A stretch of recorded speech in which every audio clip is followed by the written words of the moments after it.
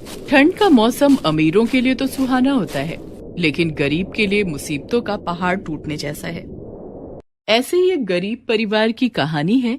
सुशील के परिवार पर ठंड का मौसम कहर बनकर टूटता है, लेकिन वो कहते हैं ना कि भगवान किसी न किसी रूप में गरीबों की मदद जरूर करते हैं। तो चलिए देखते हैं कि गरीब सुशील के परिवार की ठंड कैसे कटी।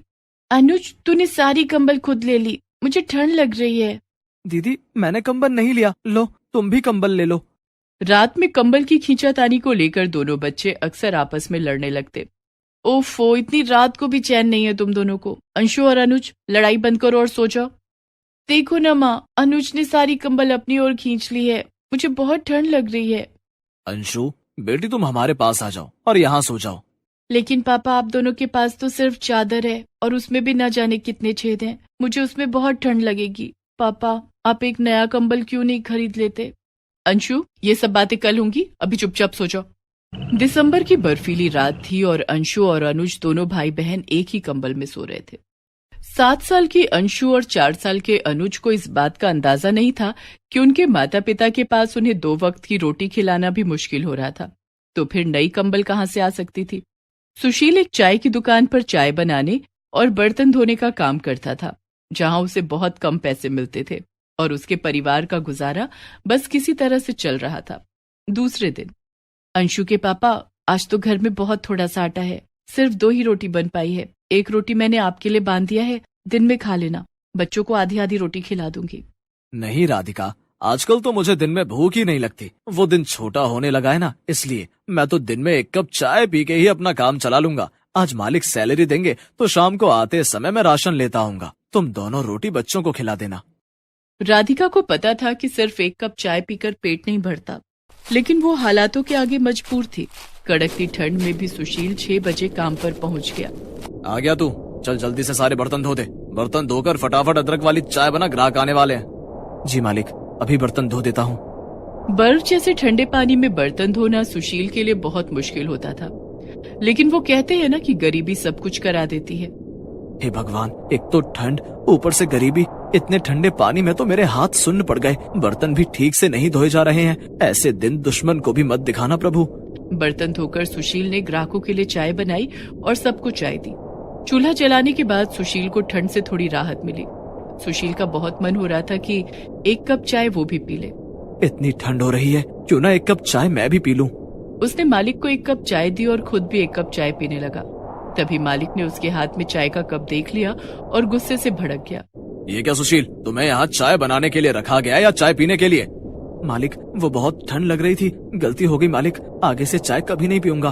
ठंड लग रही थी, आज तो मैंने तुझे रंगे हाथों पकड़ लिया। न जाने तू रोज कितनी कप चाय पी जाता होगा। अब रोज के 2 कप चाय के पैसे तेरी सैलरी से काटूंगा, तब तुझे समझ आएगा मुफ्त का सामान मिला नहीं कि लूटना शुरू। बेचारा सुशील सैलरी काटे जाने की बात सुनकर बहुत दुखी हो गया।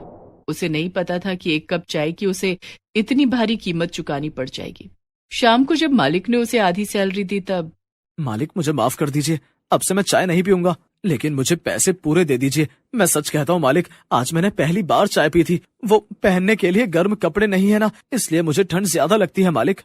वाह वाह वाह वाह, पूरे पैसे दे दूं, तुझे मुफ्त की चाय भी पिलाऊं और पूरे पैसे भी दूं। मैं तेरी बात पर कैसे भरोसा कर लूं? जितनी दे रहा हूँ उतना ले ले, नहीं तो ये भी नहीं दूंगा। सुशील के गिड़गिड़ाने पर भी उसके मालिक पर कोई असर नहीं पड़ा। तब सुशील ने चुप रहना ही ठीक समझा। सुशील आधी तनख्वाह में से कुछ पैसे बचाकर बाकी से उसने राशन खरीद लिए और घर आ गया। घर आकर उसने जब राधिका को राशन दिया तब राधिका ने उससे कहा, इस बार तो आप हर बार से बहुत कम राशन लेकर आए हैं, क्या बात है जी? सुशील ने राधिका को सारी बात बता दी। मालिक ने आधी तनख्वाह काट ली।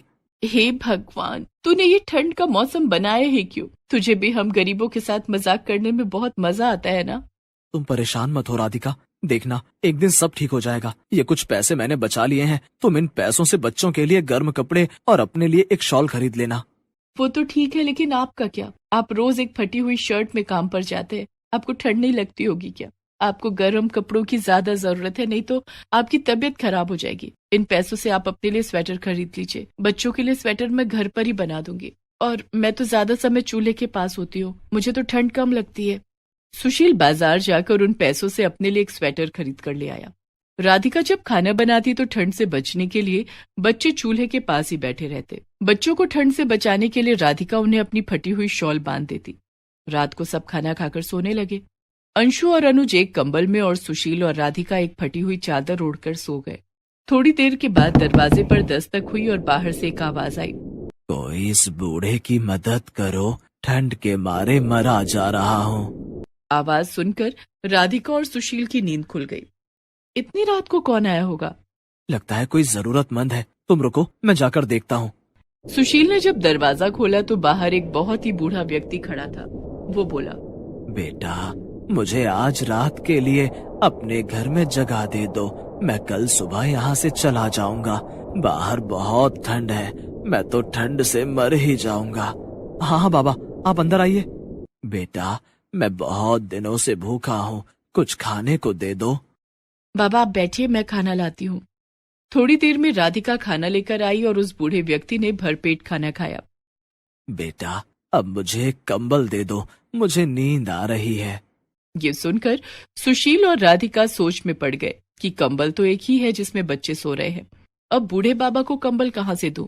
तभी राधिका ने अंशु और अनुज के ऊपर से कंबल हटाकर बूढ़े व्यक्ति को दे दिया। बाबा आप इस कंबल को ओढ़कर सो जाइए। लेकिन तुम्हारे बच्चे कैसे सोएंगे, उन्हें ठंड लगेगी। नहीं बाबा, बच्चों को हम अपने पास सुला लेंगे, आप ये कंबल ले लीजिए। वो बूढ़ा व्यक्ति कंबल ओढ़कर सो गया। इधर कंबल हटने के कारण अंशु और अनुज की नींद खुल गई। माँ हमारा कंबल क्यों हटा लिया, कंबल दो ना, मुझे बहुत ठंड लग रही है। तभी राधिका ने अनुज के मुंह पर अपनी उंगली रख दी। अनुज और अंशु तुम दोनों हमारे पास सो जाओ, कंबल में बूढ़े बाबा सो रहे हैं, उन्हें कंबल की हमसे ज्यादा जरूरत थी। लेकिन माँ आपके पास तो फटी हुई चादर है, हमें ठंड लगेगी और एक चादर में हम सब लोग कैसे सोएंगे? अंशु बेटी सिर्फ आज रात की बात है, एक काम करो तुम मेरा स्वेटर पहन लो। और अंशु ने सुशील का स्वेटर पहन लिया। अंशु और अनुज दोनों अपने माता पिता के पास सो गए। सुबह जब चारों सोकर उठे तो बूढ़े बाबा ने उनसे कहा, गरीब होकर भी तुम लोग दिल से बहुत अमीर हो। तुम लोगों ने अपने बच्चों का ये कंबल मुझे दे दिया ताकि मुझे ठंड ना लगे, और खुद ठंड में तुम लोगों ने सारी रात गुजार दी। अब तुम लोग अपना कंबल वापस ले लो, लेकिन ये कंबल अब कोई साधारण कंबल नहीं है, ये एक जादुई कंबल बन गया है। इस कंबल से तुम दोनों जो मांगोगे ये कंबल तुम्हें वो सब कुछ देगा। अच्छा अब मैं चलता हूँ। इतना कहकर बूढ़े बाबा वहां से चले गए। अंशु के पापा ये कंबल जादुई कैसे हो सकता है? बूढ़े बाबा ने कहा है तो जरूर कुछ ना कुछ जादू होगा, हम इस कंबल से कुछ मांग कर देखते हैं। और सुशील ने उस जादुई कंबल से एक कंबल मांगा। हे जादुई कंबल तुम मुझे एक कंबल दे दो। सुशील के इतना कहते ही उस कंबल के अंदर से एक और सुंदर सा कंबल निकलकर बाहर आ गया। ये देखते ही सुशील, राधिका और दोनों बच्चे अंशु और अनुज के चेहरे खुशी से चमक उठे। पापा ये कंबल तो सच में एक जादुई कंबल बन गया है, ये कंबल तो हमें सब कुछ दे सकती है। तभी राधिका उस जादुई कंबल से बच्चों के लिए गर्म कपड़े मांगती है। हे जादुई कंबल, अंशु और अनुज के लिए गर्म कपड़े दे दो। राधिका के इतना कहते ही कंबल के अंदर से दोनों बच्चों के लिए सुंदर सुंदर स्वेटर, टोपियां और मोजे निकलकर बाहर आ गए। माँ क्या ये जादुई कंबल हमें खाना भी देगा? पता नहीं अंशु बेटा, तो क्यों ना हम इस जादुई कंबल से खाना मांग कर देखें? ठीक है। हे जादुई कंबल, हम चारों के लिए खाना दे दो। राधिका के इतना कहते ही चारों थालियों में गर्मा गर्म स्वादिष्ट खाना निकलकर बाहर आ गया। अरे वाह, ये जादुई कंबल तो खाना भी देता है। चारों ने मिलकर पेट भरकर अच्छा खाना खाया। मैंने तो पहली बार इतना अच्छा खाना खाया है। हाँ माँ, खाना खाकर तो मजा ही आ गया। अंशु के पापा अब आपको काम पर जाने की जरूरत नहीं है, हम इस जादुई कंबल से कुछ पैसे मांगकर अपनी एक चाय की दुकान खोल लेंगे। तुम ठीक कह रही हो राधिका, उस बूढ़े बाबा ने हमारी बहुत बड़ी मदद की है। मैं कहता था ना कि एक दिन सब ठीक हो जाएगा। वो बूढ़े बाबा जो कोई भी हो, लेकिन हमारे लिए तो एक फरिश्ता बनकर आए थे। सुशील और राधिका ने उस कंबल से कुछ पैसे मांगकर अपनी झोपड़ी के बाहर एक चाय की दुकान खोल ली। चाय बनाने के लिए उन्हें सामान खरीदना नहीं पड़ता था। दूध, चीनी, चाय पत्ती वो सब उन्हें उस जादुई कंबल से मिल जाता था। इस तरह से उनका लागत का खर्च बच जाता और सिर्फ कमाई ही कमाई होती। दोनों पति पत्नी मिलकर चाय बनाने लगे। जादुई कंबल की मदद से सुशील, राधिका, अंशु और अनुज की ठंड अच्छे से कट गई और उनकी गरीबी भी दूर हो गई। Please subscribe this channel.